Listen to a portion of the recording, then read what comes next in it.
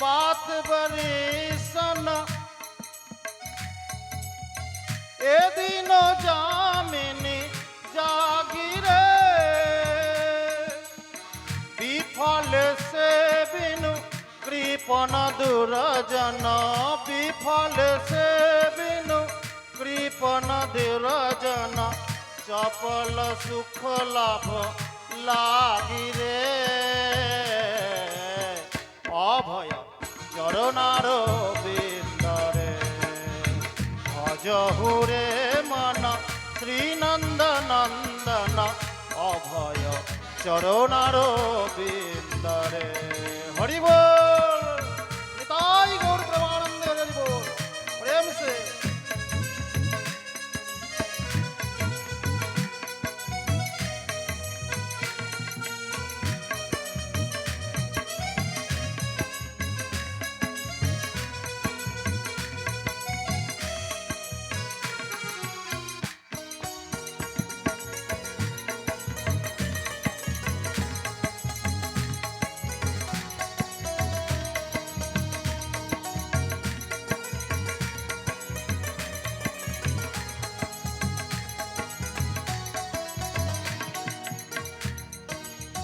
আমাদের জীবের সাধু সঙ্গে এবং ভগবত কথাতে রুচি হয় না। কেন হয় না?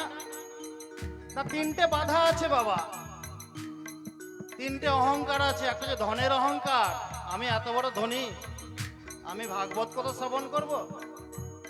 হ্যাঁ, সাধু সঙ্গে রুচি হয় না, ধনের অহংকার।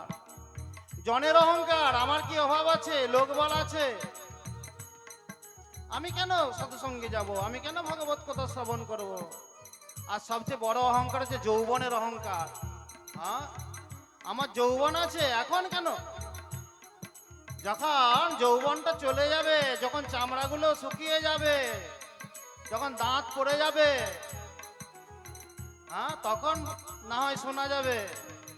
কিন্তু ভগবান শ্রী রামকৃষ্ণতে বলছেন যে শিল খেকো আম, শিল খেকো আম কখনো ভগবানের পূজাতে লাগে না। তোমার এই যে যৌবন, এই যৌবন যদি ভগবানকে যদি অর্পণ না করতে পারো, এই তোমার যৌবনের ব্যর্থতা ও যৌবনের সার্থকতা হয় না, জীবন ব্যর্থ হয়ে যায়। তাই ধন এবং জন এবং যৌবনের গর্বে মানুষ ভগবানকে ভুলে যায়, ভগবত কথা আস্বাদন করে না। এ ধন যৌবন পুত্র পরিজন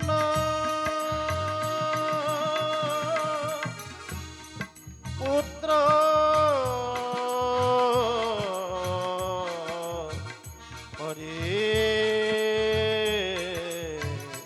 পরিজন এ ধন যৌবন পুত্র পরিজন ইথে কি আছে পর তীরে কমল দল জল জীবন টলমল। আমাদের জীবনটা কেমন? পদ্ম পাতায় জল যেমন টলমল করতে থাকে, আমাদের জীবনটি টলমল করছে। তোমার এখন বয়স 25 বছর, তার মানে এই নয় যে তুমি একটু বাদে মারা যাবে না, যে কোনো সময় তুমি মারা যেতে পারো। শৈশব অবস্থায়, যৌবন অবস্থায়, বার্ধক্য অবস্থায়, যে কোনো সময় তোমার জীবনটি চলে যেতে পারে। কিসের অহংকার? তাই বলছি কমল দল জল জীবন টলমল জীবন টলমল কমল দল জল জীবন টলমল কমল দল জল জীবন টলমল ভজ হরি পদ নীতিরে অভয় চরণার বিন্দরে ভজ হুরে মন শ্রীনন্দ নন্দন অভয় চরণার বিন্দরে। হরি বল।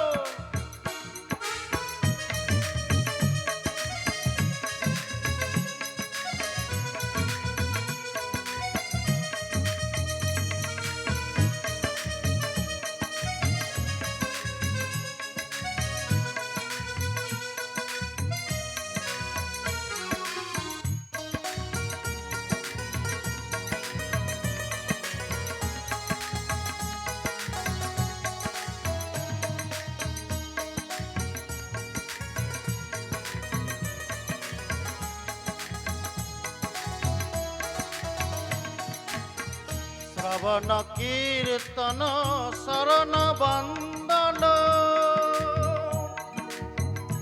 শ্রবণং কীর্তনং বিষ্ণু স্মরণং পাদ সেবনম অর্চনং বন্দনং দাস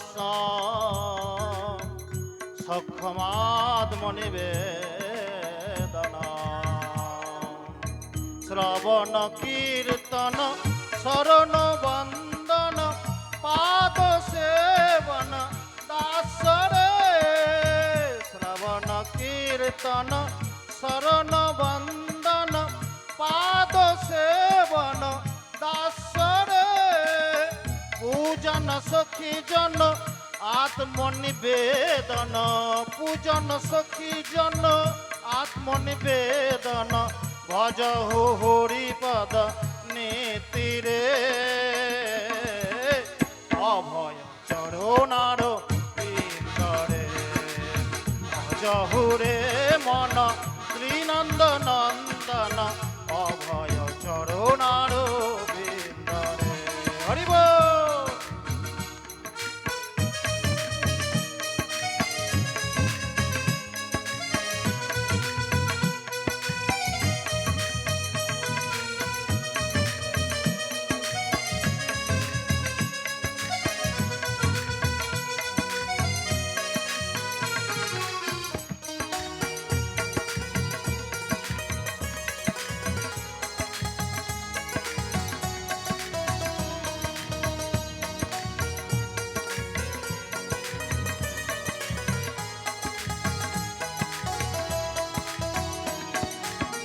দুর্লভ মানব জনম সতে সঙ্গে দুর্লভ মানব জনম সতে সঙ্গে তর হয়ে ভব সিন্ধুরে অভয় চরণার বিন্দরে ভজ হুরে মন শ্রীনন্দ নন্দন অভয় চরণার বিন্দরে অভয় চরণার বিন্দরে অভয় চরণার বিন্দরে অভয় চরণার বিন্দরে। জয় গ্রন্থরাজ ভাগবত মহাপুরাণ কি জয়। জয় শ্যাম সুন্দর ভগবান কি জয়। এইভাবে ভগবান ব্যাসদেবের কাছে নারদমণি আত্মপরিচয় দান করে নিজ স্থানে গমন করলেন। এদিকে ব্যাসদেব ধ্যানস্থ হয়ে গেলেন। ধ্যানস্থ হয়ে গিয়ে তার ধ্যাননেত্রে সেই 18,000 মন্ত্র সমন্বিত দ্বাদশ স্কন্ধ বিশিষ্ট ভাগবতকে আবিষ্কার করলেন। আজ তার মন অত্যন্ত আনন্দে পরিপূর্ণ হয়ে উঠল। সত্যি আজকে আমার হৃদয় আনন্দে ভরে গেছে। আমি সত্যি সত্যি আমার মধ্যে ভগবত তত্ত্বকে সুন্দরভাবে অনুভব করেছি। আমি ভাগবত শাস্ত্রকে আবিষ্কার করেছি। কিন্তু পরবর্তীকালে তার মনে হলো এই যে দিব্য ভাগবত শাস্ত্র, এই ভাগবত শাস্ত্র কাকে শেখাবো, এই জ্ঞান কাকে দান করব, কে সেই উপযুক্ত পাত্র? সমস্ত শিষ্যদের বললেন। তখন শিষ্যরা একজোট হয়ে বললেন, কেন মহারাজ, আপনার তো সুযোগ্য পুত্র সুখদেব তো আছে, সেই সুখদেবজি মহারাজ তো আছেন, তাকে আপনি এই জ্ঞান দান করুন। এই পৃথিবীতে একমাত্র সেই হচ্ছে উপযুক্ত পাত্র, যে আপনার এই জ্ঞানকে অনুভব করতে পারবে।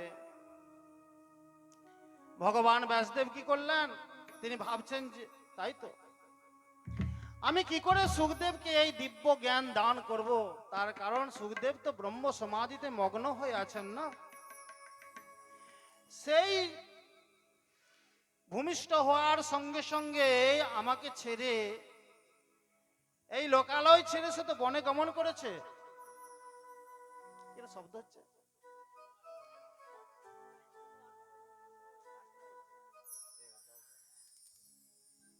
সে তো বনে গমন করেছে, তাকে কেমন করে ফিরিয়ে আনবো ব্যাসদেব ভাবছেন। আর সমাধি থেকে তাকে যদি উঠিয়ে না আনা যায়, তার সমাধি যদি ভঙ্গ যদি না করা যায়, তাকে কেমন করে ভাগবত আস্বাদন করাবো চিন্তায় পড়লেন। তারপরে তিনি একটি ফন্দি আঁটলেন। কি ফন্দি? না, বনের মধ্যে কাঠুরিয়ারা যায় কাঠ কাটতে, তারা সকালবেলায় যাচ্ছে, আর ব্যাসদেব সেই কাঠুরিয়াদেরকে ডেকেছেন, ওহে কাঠুরিয়াগণ, শোনো, তোমাদের একটা কাজ আছে। বলুন ঠাকুর মশাই, কি কাজ? না, আমার পুত্র সুখদেব ওই বনের মধ্যে গভীর ধ্যানে মগ্ন হয়ে আছে, গভীর ধ্যানে মগ্ন হয়ে আছে। তোমাদের কাজ হচ্ছে তাকে তার ধ্যান ভঙ্গ করা। কি করে করব? সে তো মহা অপরাধ হয়ে যাবে। না না, তার উপায় আছে, উপায় বলে দিচ্ছি।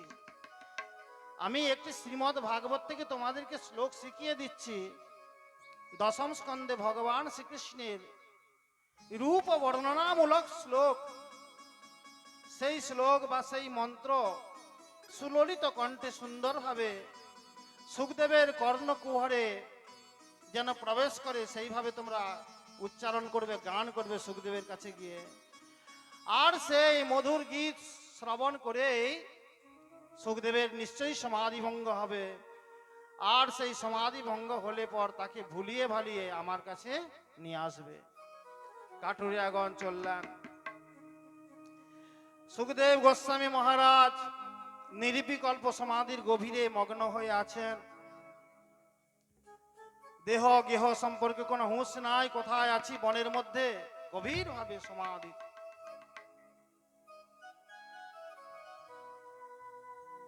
ভগবানের সঙ্গে যেন একীভূত হয়ে গেছে, সেই পরম তত্ত্বের সঙ্গে একীভূত হয়ে অবস্থান করছেন। এত উচ্চ স্তরে তিনি অবস্থান করছেন। আর কাঠুরিয়াগণ যেমন ব্যাসদেব শিখিয়েছিলেন তেমন ভাবে সুন্দরভাবে গান করছেন। সেই বরহা পীরং নটবর বপু কর্ণয় কর্ণিকাকারং বিভ্রদ বাসং কনক কপিসং বৈজয়ন্তিঞ্চ মালাম রন্ধ্রাণবেন রধর সুদয়া পুরয়ন গোপ বৃন্দয় বৃন্দারণ্যং সপদ রমণং প্রাবিশদ গীত কীর্তি। ভগবান শ্রীকৃষ্ণের রূপ বর্ণনামূলক একটি মন্ত্র সুখদেবের কর্ণকুহরে প্রবেশ করলো। কিরকম? খুব সুন্দর, আপনারা আস্বাদন করুন। ভগবান শ্রীকৃষ্ণচন্দ্র আমার এই শ্লোকটার মানেটা বলছে। মা যশোদা খুব সুন্দর করে সাজিয়ে দিয়েছেন। আর শ্রীদাম সুদাম দাম বসুদা মধুমঙ্গল আদি সমস্ত বয়স্কগণ সহ গোচারণে গেছেন। এদিকে কৃষ্ণের যে সেই বিরহ, একটা মুহূর্তের জন্য ব্রজবাসীদের কৃষ্ণ বিরহ সহ্য হতো না, তথাপি সেই বিরহ সহ্য করে তারা আছেন, সারাদিন বিরহ সহ্য করে আছেন। আর সন্ধ্যাবেলার সময় যখন ভগবান শ্রীকৃষ্ণচন্দ্র তিনি যখন গোষ্ঠ থেকে যখন ফিরছেন, ব্রজে ফিরছেন, তখন ভগবান শ্রীকৃষ্ণচন্দ্রের অপরূপ যে রূপ, সেই রূপ ব্যাসদেবের লেখনী হতে নিঃসৃত হয়েছে। মায়েরা এইদিকে যখন যাচ্ছ না, আমি বারবার দেখছি পায়েতে তুলসী গাছ লাগছে, কিন্তু ভাগবত সেবা হচ্ছে, খুব সাবধান। বৃন্দাদেবীর এখানে আমরা পুজো করছি, তুলসী গাছে যেন নিজের বস্ত্রটাও যেন না লাগে।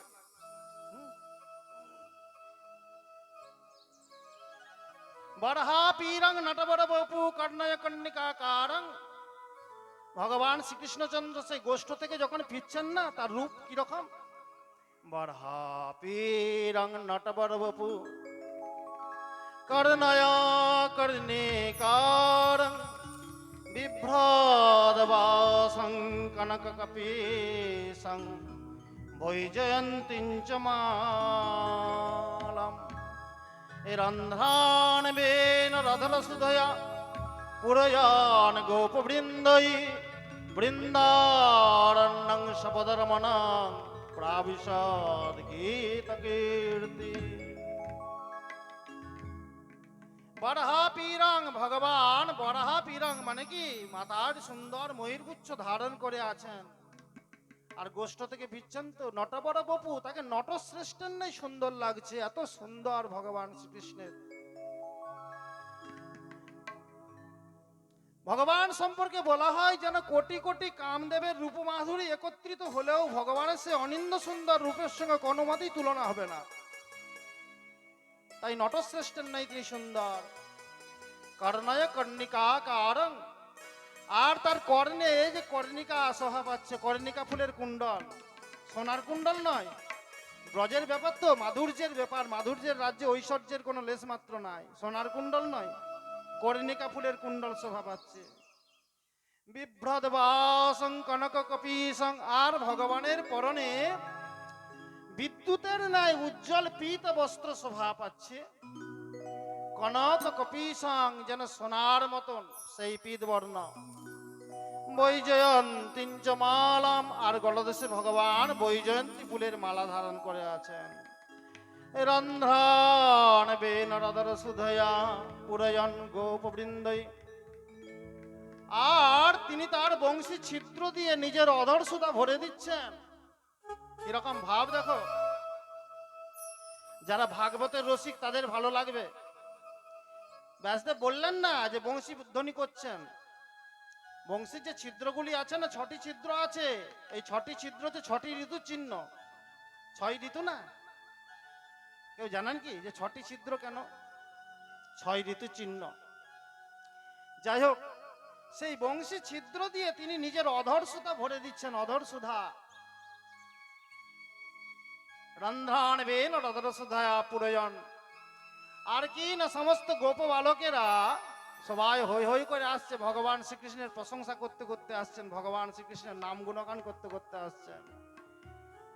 বৃন্দারণ্যং সপদরমণং প্রাবিশদ গীত কীর্তি, সেইভাবে ভগবান তার গোপ বালকদের দ্বারা প্রশংসিত হয়ে অপরূপ রূপ মাধুর্য নিয়ে যখন গোষ্ঠে প্রবেশ করছেন, আর সবাই এক দৃষ্টিতে দেখছেন যে ভগবান আসছেন, সমস্ত গোকুলবাসী বৃন্দাবনবাসী সেই ভগবানের মুখ নিরীক্ষণ করছেন। এখানে একটা কথা আছে, রসিক ভক্ত হলে বলতে ইচ্ছা যায়। সপদরমণং কথাটা কেন সপদরমণং বললেন? বলছেন ভগবান নিজ পদচিহ্ন পরিশোভিত বৃন্দাবনে প্রবেশ করলেন। সপদরমণং, নিজ পদচিহ্ন পরিশোভিত। কেন? দেখো, ব্রজবাসীদের কাছে কৃষ্ণের ক্ষণিক বিরহ অসহ্য ছিল। সেই ব্রজবাসীরা সকাল থেকে সন্ধ্যাবেলা পর্যন্ত কৃষ্ণ বিরহ সহ্য করত কি করে? না একটা মাত্র চিহ্ন রেখে দিতেন তারা ভগবান শ্রীকৃষ্ণের। কি না, ভগবান শ্রীকৃষ্ণ যখন তার কোমল পা দিয়ে সুন্দরভাবে হেঁটে যাচ্ছিলেন, তখন ব্রজের ধুলোর উপরে তার ছাপ পড়ে গিয়েছিল, তার পায়ের ছাপ পড়ে গিয়েছিল। তো ব্রজবাসীরা পরস্পরকে সাবধান করতো, এই যে তোরা যখন রাস্তায় চলবি না, খুব সাবধানে চলবি। আমাদের নন্দগোপালের যেন ওই পায়ের ছাপকে কেউ মারিয়ে দিস না, ওইটা যেন ধুলোর সঙ্গে মিশে না যায়। তার কারণ আমরা কৃষ্ণ বিরহ সহ্য করব কি করে? হ্যাঁ, ওই সারাদিন আমরা ঘুরবো ফিরবো কাজ করব, আর মাঝে মাঝে ওই গোপালের পদচিহ্ন দর্শন করে আমাদের কৃষ্ণ বিরহ শান্ত করবো নি। তাই গুরু প্রেমানন্দ হরি বল, হরি বল। সেই জন্য বলে সপদ রমণাং প্রাবিশদ গীত কীর্তি। এই এত সুন্দর মন্ত্র যখন সেই কাঠুরিয়াগণ সুন্দর শ্লোক ছন্দ ইত্যাদি দিয়ে গাইতে লাগলো, সুখদেবের কর্ণকুহরে প্রবেশ করলো, এবং হৃদয়ের মধ্যে যখনই প্রবেশ করলো, সুখদেবের ধ্যান ভেঙে গেল, চঞ্চল হয়ে উঠলেন।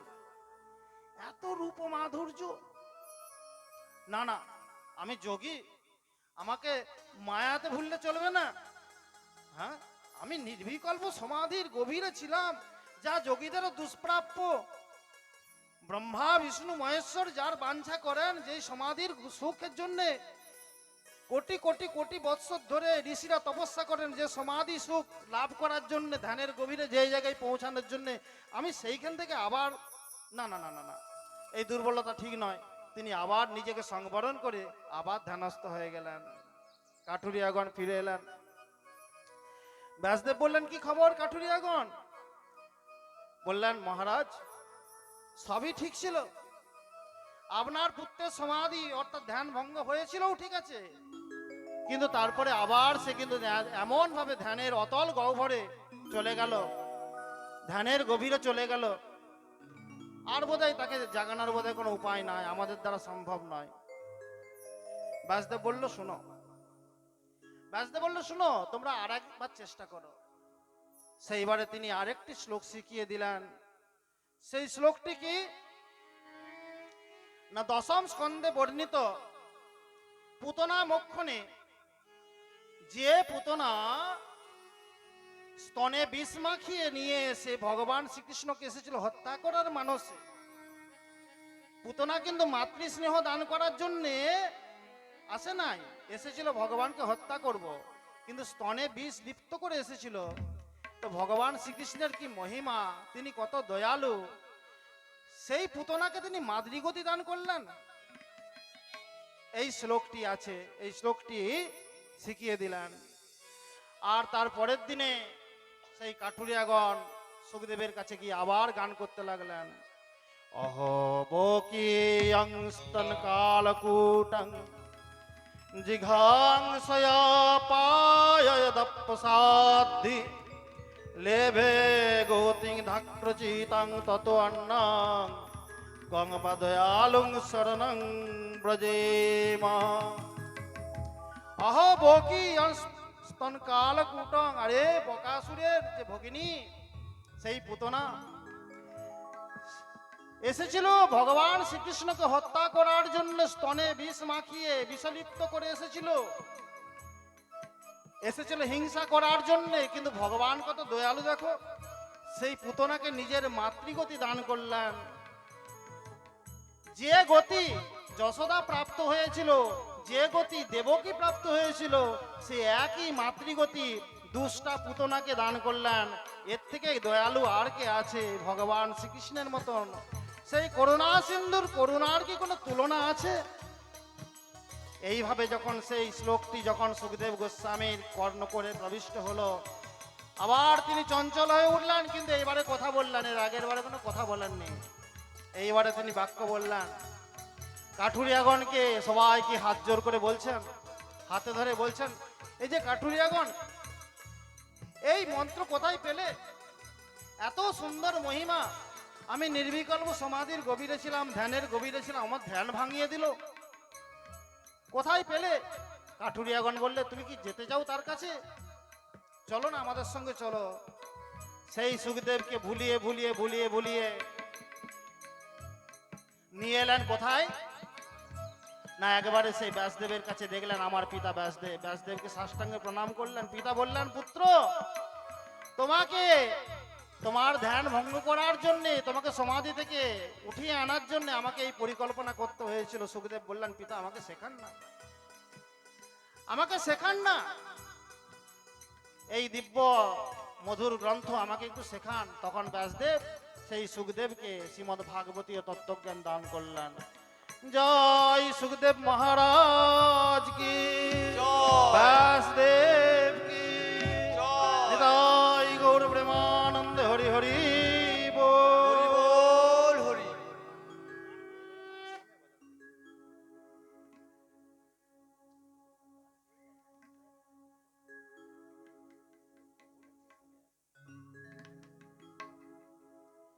এইভাবে সুখদেব গোস্বামী জ্ঞান প্রাপ্ত হলেন, আর জ্ঞান প্রাপ্ত ভাগবতী ও তত্ত্বজ্ঞান প্রাপ্ত হলেন। আর সেই সুখদেব গোস্বামী এই জ্ঞানকে কাকে দিয়েছিলেন না, আসন্ন মৃত্যু পথযাত্রী মহারাজ পরীক্ষিতকে গঙ্গার তীরে। আসুন আমরা সে কোথায় প্রবেশ করব। আমাদের সময় বেশি নাই, কাহিনী খুব সংক্ষেপই করতে হয়, তার কারণ শ্রীমদ্ ভাগবত একটা ভাস্ট সাবজেক্ট, খুব গভীর সাবজেক্ট। এর গভীরে ঢুকে গেলে আর বেরোনো যায় না, সেই জন্য আগের থেকে বেরিয়ে আসার রাস্তাগুলো ভাবতে হয়। হ্যাঁ, আমি তো ঢুকে গেলে বেরোতে পারবো না, কিন্তু তোমাদের কিন্তু অধৈর্য হয়ে যাবে, বলে কি শুনছি রে বাবা, ভালো লাগছে না। হ্যাঁ, এই জন্য আমাকে মাঝে মাঝে ঘড়ি দেখতে হয়, কিন্তু ভাগবতে এই ঘড়ি দেখলে হয় না, কিন্তু এই জন্য রসিক শ্রোতা হয়। সাধু সাধু পদে পদে, প্রত্যেকটা মুহূর্তে সাধু সাধু, অত্যন্ত সুস্বাদু লাগবে। আস্বাদ্য বিষয়, একমাত্র আস্বাদ্য বিষয়। আস্বাদন যোগ্য যদি কোনো বিষয় থাকে তা হচ্ছে শ্রীমদ্ ভাগবত, আর কিছু নাই। দেখো, মোটামুটি যত কিছু পাঠ প্রবচন হয় তার মধ্যে গীতা পাঠ হয়। সবাই গীতাকে শ্রদ্ধা করে, গীতা মাতাকে সবাই শ্রদ্ধা করে, কিন্তু সবাই শুনতে যায় না, শ্রদ্ধা করে। চণ্ডী পাঠ হয়, চণ্ডী গ্রন্থকেও সবাই শ্রদ্ধা করে, দেবী চণ্ডীকে সবাই শ্রদ্ধা করে, কিন্তু তেমন কোন রুচি নাই সবার। কিন্তু ভাগবত পাঠ এমনই একটি পাঠ, ভাগবতের প্রবচন এমনই একটি প্রবচন যে সবাইকে আকৃষ্ট করে। তার কারণ ভাগবতের মহিমা এইরকমই। কি বলছে?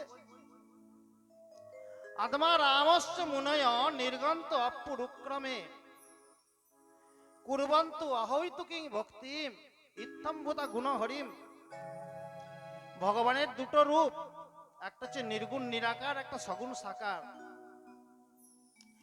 যারা নির্গুণ নিরাকারের ধ্যানে মগ্ন, সমাধির গভীরে চলে গেছেন, আধ্যাত্মিক জগতের সর্বোচ্চ পর্যায়ে পৌঁছে গেছেন, সে তাদেরকে বলে আত্মারাম ব্যক্তি, আত্মতৃপ্ত ব্যক্তি। তারা মুক্ত হয়ে গেছেন। কিন্তু ভগবান শ্রীহরির এমনই দিব্য গুণ, তার এমনই লীলা মাধুর্য, সে আত্মারাম ব্যক্তি তার মনকেও বলপূর্বক কৃষ্ণ কথায় আকর্ষণ করে। কৃষ্ণের এমনই মহিমা, নিতাই গৌর প্রেমানন্দ হরি বল, হরি বল। এই জন্য ভাগবতে এমন কিছু দেয়া আছে যেটা অন্য কোনো শাস্ত্রে দেয়া নাই। মহাভারতে ধর্ম, অর্থ, কাম, মোক্ষ, মোক্ষে লাস্ট করে দেওয়া হয়েছে, কিন্তু ভাগবতে মোক্ষের থেকে আর একটা ঊর্ধ্বে বস্তু দেওয়া আছে, যা হচ্ছে ভগবত প্রেম, পঞ্চম পুরুষার্থ। আর কলি পাবন অবতার ভগবান শ্রী গৌরাঙ্গ মহাপ্রভু এই প্রেমকেই জীবনের প্রধান উপজীব্য বলেছেন। যে মোক্ষেতেই শেষ নয়, মোক্ষের ঊর্ধ্বে আর একটা বস্তু আছে, আর একটা অনুভব আছে, অনুভবের রাজ্য আছে, যেটা ভগবত প্রেম। আর ভগবত প্রেম কিন্তু দ্বৈত ছাড়া সম্ভব হয় না। হ্যাঁ, তাহলে ভাগবত এতই গভীর শাস্ত্র, সুখদেবের মতন ব্রহ্ম সমাধিতে মগ্ন হ্যাঁ জ্ঞানী শ্রেষ্ঠ সুখদেবকেও ভক্তির সাধন করিয়ে ছাড়লো ভাগবত। আমাদের হৃদয়গুলো কত পাষাণ। হ্যাঁ, আমরা জগতের দ্বৈত ভাবে মগ্ন হয়ে আছি। স্ত্রী, পুত্র, পরিবার, আত্মীয় স্বজন, বন্ধু বান্ধব, টাকা পয়সা, আভিজাত্য, অহংকার, মত্ত হয়ে আছে। ভিতরগুলো একটু সরস হচ্ছে না। হ্যাঁ, শুকনো মরুভূমি। প্রত্যেকটা মানুষের যদি এক্স রে করে যদি ভিতরে কি হচ্ছে যে জানা যেত, হৃদয়ে কি হচ্ছে, এটা তো জানার কোনো উপায় নেই। তেমন কোনো যন্ত্রপাতি এখন উঠেনি। এক্স রে করলে বড় যার হাড়ের ছবি উঠবে, আর ইসিজি করলে বড় যার হার্টের ছবি উঠবে, কিন্তু ভিতরে কি হচ্ছে সেইটা তো জানতে পারিনি, জানার কোনো উপায় নাই। যদি জানা যেত, কি আবিষ্কার হবে না? প্রত্যেকের হৃদয়টা একটা শুকনো মরুভূমি। শুকনো মরুভূমি, সবাই একটা অতৃপ্তি নিয়ে ঘুরে বেড়াচ্ছে সংসারে। এই সুখী তো এই দুঃখী, এই ভালো তো এই মন্দ, এই হাসছে তো এই কাঁদছে, কোনো স্থিরতা নাই। একটা 80 বছরের বৃদ্ধ আর একটা 8 বছরের বালকের মধ্যে কোনো বিশেষ কিছু তফাৎ নাই, অন্তত আধ্যাত্মিক জগতের নিরিখে। কেন? 8 বছরের বালক যেমন চঞ্চল, 80 বছরের বৃদ্ধও ঠিক তেমনই চঞ্চল। মনকে কেউ বশীভূত করতে পারছে না। মনমত্ত করি, মন কেমন জানো না? হাতির সঙ্গে তুলনা করা হচ্ছে। হাতির সঙ্গে মনকে তুলনা করা হচ্ছে। একটা হাতি আছে, তাকে মদ খাইয়ে দেওয়া হয়েছে, মদ্যপান করিয়ে দেওয়া হয়েছে, সে আরো বেশি টলমল টলমল করছে। এইরকম মন আমাদের চঞ্চল। এই চঞ্চল মনকে বশীভূত করার একমাত্র উপায়, সহজ উপায় হচ্ছে ভগবানের নাম, রূপ, লীলা, গুণে তাকে নিমজ্জিত করা। দেখো, আমাদের একদিকে আছে জগৎ আর একদিকে আছে জগদীশ্বর। তোমাকে যদি বলা হয় তুমি একটাকে নেবে, দুটোকে একসঙ্গে পাবে না, তুমি কাকে চয়েস করবে? তুমি বলবে আমার জগৎ চাই, আমার জগতের সবকিছু চাই, ভগবানকে না হলেও হবে। আর তুমি যে ভগবানকে ভজনা করো কেন? না জগতের কিছু মান সম্মান ঐশ্বর্য ভোগ বিলাস প্রাপ্ত হওয়ার জন্য। সেই জন্য তোমার ভগবানকে দরকার। কি ঠিক বলছি কি না? ভগবানকে কেন দরকার? ভগবান তোমার মানযশ বাড়িয়ে দেবে, ভগবান তোমার ছেলের চাকরি করে দেবে, ভগবান তোমার শরীর সুখে রাখবে, ভগবান তোমার আয়ু বাড়িয়ে দেবে। এই জন্য ভগবানকে দরকার। যে ভগবান এটা করে না সেই ভগবানের কেউ পূজা করবে না। কিন্তু ভাগবত কি বলছে? ভাগবত বলছে তুমি ভগবানকে যে ভগবানের জন্যই ভালোবাসো। সংসার চলে যাক তোমার ক্ষতি কিছু নাই, কিন্তু ভগবানকে ছেড়ো না। এই সংসারের মধ্যে একটি সারবস্তু যেটি হচ্ছে ভগবান। ভগবান কত মধুর শব্দ। ভগবানকে জীবনের সার করো, সংসারকে বাইরে রাখো আর ভগবানকে রাখো অন্তরে। কিন্তু আমরা উল্টোটা করি, আমরা সংসারকে অন্তরে রাখি আর ভগবানকে বাইরে রাখি। সেই জন্যই তো ধ্যানের সময় ধ্যানে মন বসে না, জপের সময় জপে মন বসে না, সাংসারিক চিন্তাগুলো কিলবিল কিলবিল করে উঠে, আর শান্তি পায় না। বাবা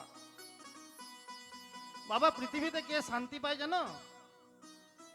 দেখো, শান্তিটা যদি এই পৃথিবীতে থাকতো, খুব গুরুত্বপূর্ণ কথা বলছি, সবাই মন দিয়ে শুনবে, মোবাইল টোবাইল গুলো এখন থাকুক এখন সামনে। শান্তিটা যদি পৃথিবীতে থাকতো তাহলে রাবণরা জায়গায় শান্তি পেত। কি ছিল না? স্বর্ণ লঙ্কা। স্বর্ণ লঙ্কা ছিল রাবণের, আভিজাত্য ছিল। ইন্দ্র চন্দ্র বরুণ সবাইকে নিজের দাস দাসী করে রেখে দিয়েছিল রাবণ। হ্যাঁ, কি ছিল না তার? সমস্ত কিছু ছিল, দীর্ঘ আয়ু ছিল, হাজার হাজার রমণী ছিল, তথাপি কিন্তু রাবণ শান্তি পায় নাই। কেন না? রাবণ কিন্তু ভগবানকে ভালোবাসে নাই, ভগবানের সঙ্গে দেশ করে এসেছে। তো তোমার সমস্ত কিছু পাওয়া হয়ে গেলেও তখন কখনো তুমি শান্তি পাবে না যদি ভগবত চরণে নিজের মনকে যদি নিমজ্জিত না করতে পারো। আরে বীরত্ব দেখাচ্ছ না, কে বীর? যার শারীরিক বল আছে সে কখনো বীর হতে পারে না। যে নিজের মনকে ভগবানের চরণে লাগাতে পারে সেই বীর, আর সেই একমাত্র সুখী, অন্য কেউ হতে পারে না। নিতাই গৌর প্রেমানন্দে হরি বল হরি বল। যতক্ষণ পর্যন্ত তুমি তোমার চিত্তবৃত্তিকে স্থির করে ভগবত চরণে একাগ্র করতে না পারবে, ততক্ষণ তোমার পদমর্যাদা, তোমার দীর্ঘ আয়ু, তোমার আভিজাত্য, তোমার অহংকার বুদবুদের নাই মিথ্যা। খুব সাবধান। কিসের অহংকার বাবা? বোঝা তো তখনই যায় যখন দেখা যায় যে সবারই চোখ ঘুর ঘুর করছে, ঘুরপাক খাচ্ছে চারদিকে। মনকে যে স্থির করতে পারে, ধীর স্থির একনিষ্ঠ হয়ে যে যতক্ষণ থাকতে পারে সেই তত সুখী। কাজে এই সুখ কোথায় আছে গো? সুখ আছে একমাত্র গুরুর চরণে, একমাত্র ভগবত চরণে আর ভাগবত কথায়।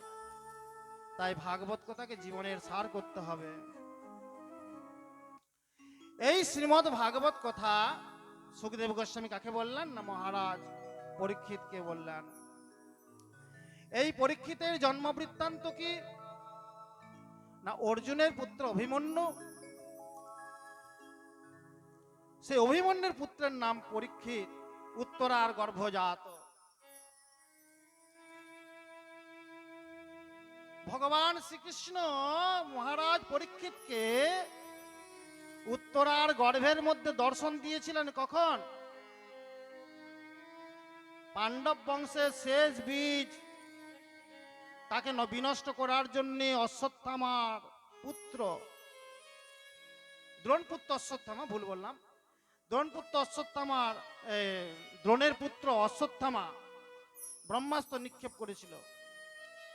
আর সেই ব্রহ্মাস্ত্রের ভয়ঙ্কর তেজ থেকে বাঁচার জন্য বা নিজের পুত্রকে বাঁচানোর জন্য উত্তরা দেবী ভগবান শ্রীকৃষ্ণের শরণাপন্ন হয়েছিলেন।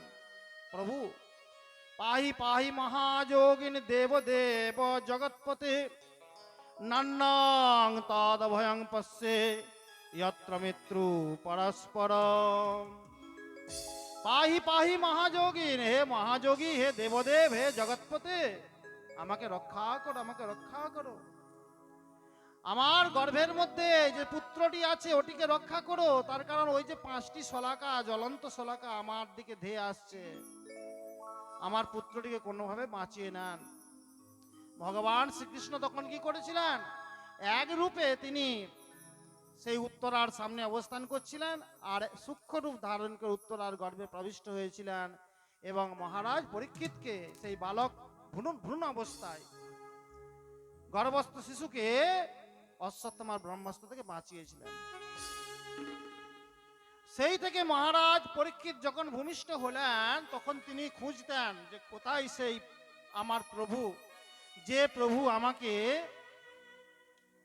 অশ্বত্থামার দ্বারা নিক্ষিপ্ত ব্রহ্মাস্ত্রের ভয়ঙ্কর তেজ থেকে বাঁচিয়েছিলেন, কোথায় সেই প্রভু। এই জন্য সবারই মুখ দিকে তাকিয়ে পরীক্ষা করতেন, সেই জন্য তার নাম হলো পরীক্ষিত। পরীক্ষিত ক্রমে বড় হলো। এদিকে পাণ্ডবেরা মহাপ্রস্থান করার পূর্বে অভিমন্যুর পুত্র পরীক্ষিত মহারাজকে রাজত্ব অর্পণ করলেন। মহারাজ পরীক্ষিত পরম ধার্মিক রাজা, প্রজানুরঞ্জক রাজা। তিনি খুব সুন্দরভাবে রাজ্য পরিচালনা করতে লাগলেন। মৎস্যরাজ বিরাটের পুত্র উত্তর আর উত্তরের কন্যা ইরাবতীকে তিনি বিবাহ করলেন। বিবাহ করে তিনি খুব সুন্দরভাবে রাজ্য পরিচালনা করছেন। সাম দাম দণ্ড ভেদ ইত্যাদি চতুর্বিধ উপায়ে খুব সুন্দরভাবে রাজ্য পরিচালনা করছেন।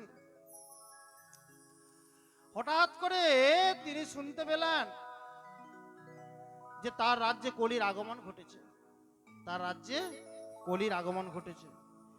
তিনি তখন বললেন, আরে আমার মতন ধার্মিক প্রজাবৎসল রাজা যদি থাকতে আমার রাজ্যে কলির অধিকার কখনো থাকতে পারে না? কলিকে আমি প্রবেশ করতে দেব না। কলি কোথায় আছে তিনি খুঁজতে গেলেন। সরস্বতী নদীর তীর বরাবর চলছেন। যেতে যেতে যেতে যেতে তিনি কলিকে আবিষ্কার করলেন। কেমন ভাবে না, তিনি একটি ভয়ঙ্কর দৃশ্য দেখলেন। সেই দৃশ্যটি কি? তত্র গো মিথুনং রাজা হন্যমান মনাথবৎ দণ্ডহস্তং চ বৃষালং দদৃশে নৈপলাঞ্ছনম। তিনি দেখলেন একটা গো মিথুন, একটি গাভী এবং তার বৎসকে আবিষ্কার করলেন। বাছুরটির রং ছিল মৃণালের মতন সাদা বর্ণ, মানে সাদা পদ্মের মতো তার বর্ণ ছিল। সেই বাছুরটির 3টি পা খোঁড়া করে দিয়েছে। কে খোঁড়া করে দিয়েছে? না, একজন কৃষ্ণবর্ণ ধারী, অথচ রাজবেশধারী কৃষ্ণবর্ণ পুরুষ। সে এমন ভাবে বাছুরটিকে প্রহার করছে, বাছুরটি এক পায়ে দাঁড়িয়ে কোনো মতে কাঁপছে। আর 3টি পা খোঁড়া করে দিয়েছে, বাছুরটি মলমূত্র ত্যাগ করছে। আর গাভীটিও ভয়ে জড়সড়। গাভীটি জীর্ণ শীর্ণ ক্ষীণদেহী ক্ষুধার্ত এবং চোখ দিয়ে অশ্রুর প্রবাহ হচ্ছে। গাভীটিকে পদাঘাত করছে। এই অবস্থা, গোমাতার উপরে অত্যাচার হচ্ছে। তো দুষ্টের দমনকর্তা শিষ্টের পালনকর্তা মহারাজ পরীক্ষিত আর থাকতে পারলেন না। তিনি বললেন, ওরে ওরে নরাধম পাপিয়সী, নরকের কীট, তুই এই রকম করে অসহায় প্রাণীর উপরে অত্যাচার করছিস? তুই কি ভেবেছিস যে ভগবান শ্রীকৃষ্ণ নিজ ধামে গমন করেছেন, আমার পিতামহরা সবাই স্বর্গারোহণ করেছেন বলে ধর্মের রক্ষা করতে আর কেউ কি নাই এই পৃথিবীতে?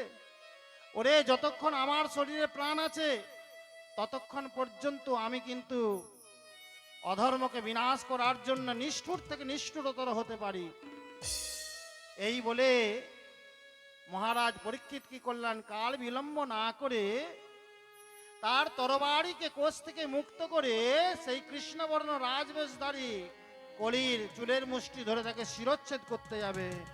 সঙ্গে সঙ্গে কলি পায়ে পড়লেন, পাহিমাম মহারাজ, আমি শরণাগত, আমি শরণাগত, আমাকে রক্ষা করুন, আমাকে জীবন ভিক্ষা দেন, জীবন ভিক্ষা দেন। কলি আত্মসমর্পণ করলেন। শরণাগতের রক্ষক দীনবৎসল মহারাজ পরীক্ষিত তিনি বললেন, আমি ক্ষত্রিয়, আমার কাছে কেউ যদি ভুল স্বীকার করে, কেউ যদি প্রাণ ভিক্ষা চায়, তাকে আমি অবশ্যই প্রাণ ভিক্ষা দান করি, তাকে আমি প্রাণে মারি না। কিন্তু কলি, তোমার স্পর্ধা তো কম নয়। এই যে আর্যাবর্তে তুমি প্রবেশ করেছো, এই ভারতবর্ষের আর একটা নাম কি ছিল? আর্যাবর্ত বা ব্রহ্মাবর্ত। কথাগুলো মনে রাখতে হবে। এই আর্যাবর্ত বা ব্রহ্মাবর্ত এটি তপস্যার জায়গা, সত্যের জায়গা। সত্য এবং তপস্যার ভিত্তিভূমি এই আর্যাবর্ত। এই আর্যাবর্তে তোমার থাকার কোনো স্থান হবে না, তুমি অন্যত্র গমন করো। তখন মহারাজ পরীক্ষিতকে সেই কলি বলল, মহারাজ, আমাকে অন্তত থাকার কিছু জায়গা দেন, আমি কোথায় যাব? তার কারণ এই আর্যাবর্তের বাইরে তো আর কিছু নাই। হে ভক্তমণ্ডলী, একটা খুব সুন্দর কথা, অনুধাবনযোগ্য কথা, মনে রাখার মতো কথা। আজকে আমরা পাশ্চাত্য সংস্কৃতিকে অনুকরণ করছি না? আমরা ভাবছি আমেরিকা আমাদের থেকে আরো বেশি উন্নত, জাপান আরো বেশি উন্নত। আজ থেকে 5000 বছর আগে ভারতবর্ষ একমাত্র উন্নত জাতি ছিল। তখন অন্যান্য সমস্ত স্থানে মানুষেরা সভ্য পর্যন্ত হয়নি, সভ্যতার আলো প্রবেশ করেনি সারা পৃথিবীতে। তখন আমাদের দেশের মহাপুরুষরা এই বেদ বেদান্তের মতো শাস্ত্রগ্রন্থ লিখে গেছে। গৌরব, আমাদের অতীত গৌরবকে আমরা ভুলে গেছি। আমরা মনে করছি যা কিছু আছে বিদেশিদের মধ্যেই আছে। অদ্ভুত কথা, ওই বিদেশিরা যখন হরিনাম করতে শুরু করেছে, এখন আমরা কিন্তু হরিনাম করি তাদের অনুকরণে। আমরা আর হরে কৃষ্ণ বলি না, আমরা হরে কৃষ্ণ বলি, জয় শূন্যরা উচ্চারণ করি, তাদের মতন আবার সুর করে গান গাই। আরে তারা পাচ্ছে না বলে তারা ওই রকম করছে, কিন্তু আমাদের যে অতীত, যে কালচার, আমাদের যে পদাবলী কীর্তন, পদাবলী সাহিত্য, আমাদের যেটা রক্তের সঙ্গে মিশে আছে, সেইটাকে অবজ্ঞা করে আমরা হরিনামটাকে পর্যন্ত কিন্তু ডিজের সুরে গাইছি। তাই গুরু প্রেমানন্দ হরি বল, হরি বল। আসলে আমরা কি মনে করি? আমরা মনে করি আমরা দাসত্ব করতে জন্মগ্রহণ করেছি, বিদেশিদের যা কিছু সবকিছু ভালো, আমাদের যা কিছু সবকিছু খারাপ। ওই বিবেকানন্দকে কেউ কিন্তু এখানে কেয়ার করে নাই, হরি বল, আমাদের দেশে সম্মান পাই নাই। ওই বিবেকানন্দ যদি পাশ্চাত্য যদি না যেতেন, আর পাশ্চাত্য জাতি যদি বিবেকানন্দের চরণে আত্মসমর্পণ যদি না করত, আমরা কখনোই বিবেকানন্দকে কিন্তু আমরা সাধু বলে গণ্য করতাম না। তাই গৌর প্রেমানন্দ হরি বল, হরি বল। বিদেশিদের একটা ছাপ দরকার, একটা পেটেন্ট ছাপ দরকার। সবকিছুতে পেটেন্ট হয়ে গেছে, হরিনামটাও পেটেন্ট হয়ে গেছে, হ্যাঁ, সব পেটেন্ট হয়ে যাচ্ছে। যখন আমাদের কাছে আছে তখন আমরা গ্রহণ করছি না, যখন ওই একই বস্তু বিদেশিদের কাছ থেকে ঘুরে আসছে তখন আমরা গ্রহণ করছি। তা আবার সেটা ফ্যাশনের ধর্ম। দেখো, যখন আমরা যখন ছেলেদেরকে বলি এই যে ধ্যান করো, যোগ করো, যোগ, তখন আমাদের ছেলেরা কি ভাবে? ধ্যান করব, মাথা খারাপ, যোগ করব, মাথা খারাপ। আর ওই ধ্যান কথাটা যখন আমাদের পশ্চিমের লোকেরা যখন মেডিটেশন বলে, আর যোগ কথাটা যখন বলে যোগা করব, যোগা, তখন আমরা বলি হ্যাঁ যোগা করব, বসি যোগা করতে বসি, যোগা। ধ্যান বলিনি, আমরা মেডিটেশন করতে বসি। আমরা আমরা এতই মানে কি বলবো, এতই আমরা আত্মবিস্মৃত জাতি। এই সনাতন হিন্দু জাতি হচ্ছে আত্মবিস্মৃত জাতি। নিজেদের মধ্যে এত সুন্দর স্বর্ণখনি থাকা সত্ত্বেও এরা বিদেশিদের পদলেহন করতে প্রস্তুত আছে সব সময়। পোশাকে, আশাকে, চাল চলনে, সবকিছুতে আমরা বিদেশিদের অনুকরণ করি। কিন্তু আমরা এই ভাগবত কথা আমাদেরকে বলছে যে আমাদের একটা গৌরবময় অতীত ছিল। সমগ্র পৃথিবীতে যখন অন্ধকার ছিল, জ্ঞানের আলো যখন সমগ্র পৃথিবীর মানুষ দেখে নাই, তখন আমাদের দেশে বেদ বেদান্তের মতো শাস্ত্রগ্রন্থ আবিষ্কার হয়ে গেছে। তাই কলি বলছে যে কোথায় যাব? তার আর্যাবর্ত ছাড়া আত্মকথা থাকার জায়গা নাই। মহারাজ পরীক্ষিত বললেন, তাহলে তোমাকে 4টে জায়গা দিচ্ছি, শোনো। কোথায় কোথায় থাকবে? কলিকে 4টে জায়গা দিলেন, খেয়াল করবে। এই 4টে জায়গা কলির বাসস্থান। দূতং পানং স্ত্রিয়াসুনা যত্র ধর্মাস চতুর্বিধা। কলি তোমাকে যদি থাকতে হয় চারটে জায়গায় থাকবে। যেখানে জুয়া খেলা হয়, যেখানে জুয়া খেলা হয় সেখানে তুমি থাকবে। দুতং পানং, যেখানে পান হয়, মদ্যপান হয়, কলি সেখানে তুমি থাকবে। স্ত্রিয়া সুনাং, যেখানে অবৈধ সম্পর্ক, নরনারীর মধ্যে শারীরিক সম্পর্ক, পবিত্রতা, তাদের সম্পর্কের পবিত্রতা যখন নষ্ট হয়ে যায়, অবৈধ সম্পর্কে যখন জড়িয়ে পড়ে, কলি তুমি সেখানে থাকবে। আর কি না সোনা, যেখানে হিংসা হবে সেই জায়গায় তুমি থাকবে। অদ্ভুত কথা, এই চারটে জায়গা যত দিন যাচ্ছে এই চারটে জায়গা কিন্তু বেড়ে বেড়ে যাচ্ছে। যত দিন যাচ্ছে এই চারটে জায়গা বেড়ে বেড়ে যাচ্ছে। মদ্যপান, ব্যভিচার, জুয়া খেলা বেড়ে বেড়ে যাচ্ছে। তো এখন বলবে বলবে আমরা তো জুয়া খেলি নাই, আমরা তো জুয়া খেলি নাই। যদি প্রমাণ করে দেওয়া হয় যে জুয়া অধিকাংশ মানুষই খেলে। জুয়া মানে কি? বাজি রেখে ধন সম্পত্তি নষ্ট করা, মা লক্ষ্মীকে বাজি রেখে। এই মোবাইল নামক যে যন্ত্রটি আবিষ্কৃত হয়েছে, এইটা কি সফিস্টিকেটেড জুয়া নয়? এটা কি জুয়ার সূক্ষ্ম রূপ নয়? হরি বল। হ্যাঁ কিংবা না বলবে, যদি হ্যাঁ হয় হাত তুলবে, না হাত তুলবে না। হ্যাঁ, জয়পুর বলে একটা জায়গা আছে, সেখানে একজনের সঙ্গে দেখা হয়েছিল। সে বলছে যে আমি আমার মেয়েকে আর শ্বশুর ঘর করাবো না। হার্ডওয়ার্সের দোকান আছে। কেন? না, আমার যে জামাই সে প্রাইমারি স্কুলের টিচার, কিন্তু সে জুয়া খেলে, এই মোবাইলে জুয়া খেলে, মোবাইলে গেম খেলে আর কি। 18 লাখ টাকা নষ্ট করে দিয়েছে। এটা কি জুয়া নয়? তেমনি দুতং পানং স্ত্রিয়া সুনং, আরে যে ব্যভিচার, এইটা তো মোবাইলের মধ্যে ছেয়ে গেছে। খুব সাবধানে ব্যবহার করতে হয় আমাদেরকে মোবাইলটা। তাহলে ঘরের মধ্যে তো তোমার চলে এসছে কলি। ঘরের মধ্যে কলি চলে এসেছে কিনা? অত্যন্ত ডিজিটাল ভাবে, ডিজিটাল উপায় অবলম্বন করে কলি তোমার সামনে চলে এসেছে, তোমার রন্ধে রন্ধে, সমাজে রন্ধে রন্ধে প্রবেশ করে গেছে। তুমি যদি খুব সচেতন যদি না হও, এই কলির প্রবল প্রতাপ থেকে নিজেকেও বাঁচাতে পারবে না, নিজেদের ছেলে মেয়েদেরকেও বাঁচাতে পারবে না।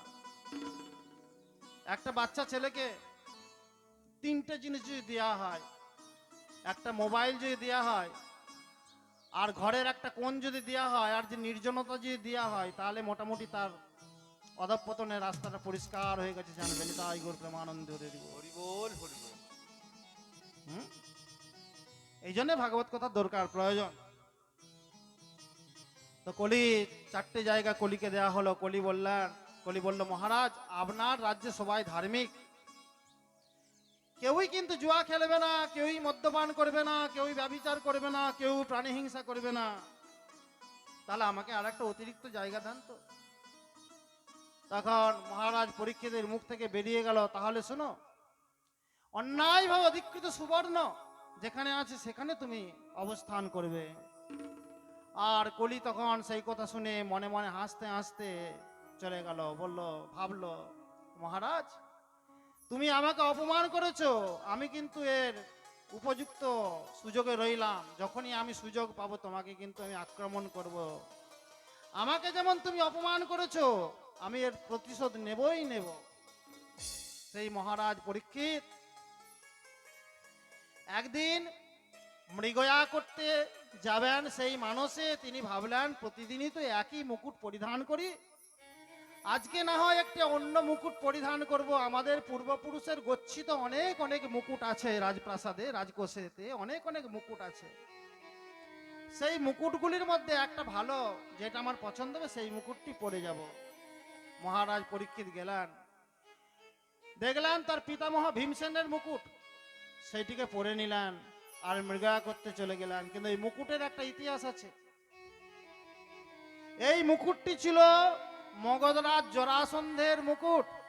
ভীমসেন জরাসন্ধকে হত্যা করে মুকুটটি যখন নিয়ে আসছিল, ভগবান শ্রীকৃষ্ণ নিষেধ করেছিলেন, ভীম এই মুকুটের উপরে তোমার কোনো অধিকার নাই, এই মুকুটের অধিকার হচ্ছে জরাসন্ধের ছেলে সহদেবের প্রাপ্য। তার কারণ জরাসন্ধের ছেলে সহদেবকে আমি রাজা করেছি, হিসাব অনুসারে এই মুকুটের উপরে তার অধিকার। ভীমসেন শুনলেন না ভগবানের কথা, ভীমসেন বললেন, আমি যে এত বড় একটা কাজ করেছি, জরাসন্ধের মতন মহা বলবান রাজাকে আমি হত্যা করেছি, তার একটা নিশানা, তার একটা চিহ্ন থাকবে না? ভগবানের কথা না শুনে সেই মুকুটটি নিয়ে এসেছিলেন, তাহলে সেইটি অন্যায়ভাবে ধিক্কৃত হলো। অন্যায়ভাবে ধিক্কৃত কিনা সেটা? এই অন্যায়ভাবে ধিক্কৃত সুবর্ণের মুকুট পরে মহারাজ পরীক্ষিত যখনই সেই বনের মধ্যে গেছেন, কলি কিন্তু সেই মুকুটের মধ্যে প্রবেশ করলো। আর শুধু মুকুটের মধ্যে প্রবেশ করলো না, মুকুটের মধ্যে প্রবেশ করে কলি কি করলো, মহারাজ পরীক্ষিতের মস্তকের মধ্যে যে বুদ্ধি ছিল, সেই বুদ্ধির মধ্যে প্রবেশ করে তার বুদ্ধি বিভ্রম ঘটিয়ে দিল। নিতাই গৌর প্রেমানন্দ। হরি বল, হরি বল। দেখো বাবা, কারোর ভক্তদের উচিত খুব সাবধানে জীবনযাপন করা। কারো পরিহিত দ্রব্য, ভক্তরা যেন একের পরিহিত দ্রব্য যেন অন্য ব্যবহার না করে, ওর মধ্যেও দোষ থাকে বাবা। একজনের চারিত্রিক দোষ অন্যজনের মধ্যে সংক্রামিত হয় খাদ্যদ্রব্যের মাধ্যমে, পোশাক পরিচ্ছদের মাধ্যমে সংক্রামিত হয়। তো সে কলি বুদ্ধি বিভ্রম ঘটিয়ে দিল। মহারাজ পরীক্ষিত মৃগয়া করতে গেছেন, সঙ্গী সাথীদের হারিয়ে ফেলেছেন, আর বনের মধ্যে ভ্রমণ করতে করতে বন থেকে বেরিয়ে যাওয়ার রাস্তাটিও হারিয়ে ফেলেছেন। এদিকে শ্রান্ত ক্লান্ত হয়ে গেছেন, তৃষ্ণা পেয়েছে, ক্ষুধার্ত তৃষ্ণার্ত অবস্থায় তিনি একটু জলের জন্য চারদিকে ছুটছেন, কোথাও পাচ্ছেন না। হঠাৎ করে তিনি শ্রমিক মুনির আশ্রমে পৌঁছালেন। দূর থেকে দেখলেন সেই ঋষিবর আঙিনাতে ধ্যানস্থ অবস্থায় আছেন, ধীর স্থির অবস্থায় পদ্মাসনে বসে আছেন ঋষিবর, গভীর ধ্যানমগ্ন। মহারাজ পরীক্ষিতের যে হিতাহিত জ্ঞান, কাণ্ডজ্ঞান লোপ পেয়ে গেল, কলি বুদ্ধি বিভ্রম ঘটিয়ে দিয়েছে। একজন মহাত্মার কাছে কেমন ভাবে যাওয়া দরকার, কেমন আচরণ করা দরকার, সেই বুদ্ধিটা তিনি হারিয়ে ফেললেন। তিনি চলে গেলেন, প্রবেশ করে গেলেন, তারপরে তিনি জোরে জোরে ডাকতে লাগলেন, ঋষিবর, আমি অত্যন্ত শ্রান্ত ক্লান্ত হয়ে আছি, আমাকে একটু জল দান করুন, আমার প্রাণ বাঁচান। কিন্তু তার হিতাহিত জ্ঞান ছিল না যে ঋষিদের ধ্যানস্থ অবস্থায় আছেন, তিনি যতই উচ্চস্বরে ডাকুন না কেন ঋষির কর্ণে প্রবেশ করবে না, সেই সাধারণ জ্ঞানটুকু লুপ্ত হয়ে গিয়েছিল। বারবার কাতর ভাবে অনুনয় বিনয় করা সত্ত্বেও ঋষির ধ্যান ভাঙছে না। তখন মহারাজ পরীক্ষিতের মনে হলো, ওরে ভণ্ড তপস্বী, বিরাল তপস্বী, আরে আমার রাজ্যে তোমার থাকার কোনো অধিকারই নাই, আমি এই রাজ্যের রাজা, তুমি একজন ব্রাহ্মণ হয়ে রাজাকে অপমান করছো। আমার অনুগ্রহ প্রার্থী তুমি ব্রাহ্মণ, তারা তো ক্ষত্রিয়দের অনুগ্রহ প্রার্থী, আমাদের কৃপাতে তোমাদের জীবন চলে, তুমি আমাকে অপমান করলে, আমি দেশের রাজা, সুতরাং আমি এর প্রতিশোধ নেব, কিন্তু হত্যা তো তোমাকে করা যাবে না, তাতে আমার অপরাধ হবে, সুতরাং আমি তোমাকে অপমান করব। কি করলেন না, ধনুকের ছিলার অগ্রভাগে একটি কৃষ্ণ সর্প মরে পড়েছিল, সেই কৃষ্ণ সর্পটিকে উঠিয়ে নিলেন, উঠিয়ে নিয়ে সেই শ্রমিক মুনির গলদেশে পড়িয়ে মহারাজ পরীক্ষিত চলে গেলেন। আর যখনই এই দুষ্কার্যটি সম্পন্ন করলেন, সঙ্গে সঙ্গে মহারাজ পরীক্ষিত আবার বনের রাস্তাটি খুঁজে পেয়ে গেলেন, যেন কলি এইটাই অপেক্ষা করছিল। আর বন থেকে বেরিয়েই তার আবার অনুশোচনা শুরু হয়ে এলো, কি আমি চক্রবর্তী সম্রাট, কত যজ্ঞ করেছি, আমি ব্রাহ্মণ বৈষ্ণবের কখনো অপমান করি না, নিরাদর করি নাই, আজকে আমার দ্বারা এইরকম একটা ভয়ঙ্কর অন্যায় কাজ হয়ে গেল, আমি আমি মহাত্মাকে অপমান করলাম। বড়ই অনুতাপ করতে করতে তিনি রাজ্যে গেলেন। এদিকে সেই শ্রমিক মুনির একটি পুত্র ছিল, তার নাম হচ্ছে শৃঙ্গী মুনি। শৃঙ্গী মুনি যখন শুনলো যে তার বাবাকে কেউ অপমান করেছে, তারপরে স্বচক্ষে এসে যখন দৃশ্যটি দর্শন করলো যে সত্যি সত্যি একজন রাজা এসে আমার বাবাকে অপমান করেছে, তার গলায় একটি মোড়া সাপ ঝুলিয়ে দিয়েছে, তখন শৃঙ্গিমুনি কৌশিক নদীতে নেমে পড়ল। হে ভক্তমণ্ডলী, সাধন ভজন একটা মহা তেজ, জানো, যিনি সাধন ভজন করুন না কেন, সাধন ভজনের যদি তীব্রতা থাকে, তার অভিশাপ এবং আশীর্বাদ দুটোই কিন্তু কাজে লেগে যায়। এই জন্য ঋষিদের সঙ্গে খুব সাবধানে আমাদের বিচরণ করতে হয়। দেখো, ভগবান শ্রীকৃষ্ণের বংশটা ভগবান শ্রীকৃষ্ণ নিজে রক্ষা করতে পারলেন না, বংশ ধ্বংস হয়ে গেল। যদু বংশের উপরে ঋষিদের অভিশাপ ছিল। সবসময় খেয়াল রাখবে, তোমার ব্যবহারের জন্য তোমাকে যেন কারো কাছ থেকে অভিশাপ না পেতে হয়। অভিশাপ অত্যন্ত ভয়ঙ্কর। দেখো, কি করে বুঝবে যে তুমি অভিশপ্ত কিনা? তোমার বাড়িতে দেখবে বিপদের পর বিপদ হচ্ছে, পুরুষানুক্রমে বিপদ হয়েই যাচ্ছে, লেগেই যাচ্ছে, কোনোভাবেই বিপদ যাচ্ছে না। হাজার চেষ্টা করছো, হাজার গুণিনের কাছে যাচ্ছ, হাজার জ্যোতিষীর কাছে যাচ্ছ, হাজার যজ্ঞ করাচ্ছ, কিন্তু বিপদ আর যাচ্ছে না। জানতে হবে তোমার কোনো অপরাধ আছে তোমার বংশে। জানতে হবে যে কারোর কোনো অভিশাপ তোমাদের বংশের উপর আছে, সে অভিশাপের জন্য এরকম হচ্ছে। এই জন্য অভিশাপ থেকে সবসময় সাবধান থাকবে। বাক্যবান এমনই একটা বান, এই বাক্যবান থেকে রক্ষা পাওয়ার কারোর উপায় নাই। অন্যভাবে মানুষ যদি বিধ্বস্ত হয়, তার সেই অবস্থা থাকে না, আস্তে আস্তে সেই অবস্থা থেকে সে সরে যায়, তার শারীরিক যন্ত্রণা সরে যায়। কিন্তু বাক্যবানে কেউ যদি একবার যদি বিধ্বস্ত হয়ে যায়, সেটা যুগ যুগ ধরে থাকে। এই জন্য অভিশাপ থেকে সবাই সাবধান থাকবে। তো এই সিঙ্গিমুনি খুব মহাক্রোধী ছিল, তেজস্বীও ছিল, ভয়ঙ্কর সাধনা করত শৃঙ্গিমুনি। কিন্তু তার অভিশাপের উপরে, তার জিহ্বার উপরে তার কোনো নিয়ন্ত্রণ ছিল না, সবাইকে অভিশাপ দিয়ে বেড়াতো। আর যখন দেখলো তার বাবাকে অপমান করেছে, সঙ্গে সঙ্গে শৃঙ্গিমুনি, সে বালক হলেও সে কৌশিক নদীতে নেমে পড়ল। কৌশিক নদীতে নেমে পড়ে আকণ্ঠ জল হাতে করে বজ্রের মতো অভিশাপ দিল। কিরকম? ইতি লঙ্ঘিত মর্যাদাং তক্ষক সপ্তমে অহনি দংশমতি স্ম কুলাঙ্গারং যদি তমে ততদ্রুহ। যে দুষ্ট ভ্রষ্টাচারী অত্যাচারী রাজা কুলাঙ্গার, যে কুলাঙ্গার রাজা আমার বাবাকে এরকম অপমান করেছে, ব্রাহ্মণের মর্যাদাকে ভুলুণ্ঠিত করেছে, আমি অভিশাপ দিচ্ছি। আমার অভিশাপে তক্ষক নাগের দংশনে আজ থেকে সপ্তম দিবসের দিনে তার দেহান্ত উপস্থিত হবে, তার মৃত্যু উপস্থিত হবে।